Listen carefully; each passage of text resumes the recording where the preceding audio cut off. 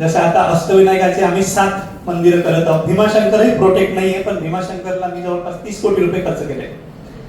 भीमाशंकरचं नदीपात्र आम्ही केलेलं आहे, भीमाशंकरचा आम्ही मंडप करतो आहे.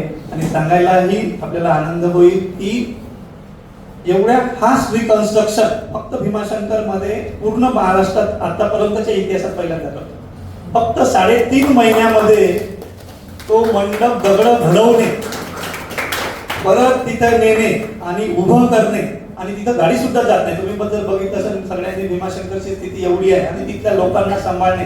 मला तर सुरुवातीला हे मंदिर बंद कसं करावं इथून चॅलेंजेस होते, कारण की खरंच काय की मी गेल्या 1.5 महिन्यापासून तो सर्व रस्ता बंद असल्यामुळे जवळपास 5-6 गावाची इकॉनॉमी बंद झालेली आहे. फार मोठं नुकसान त्यांचं आहे.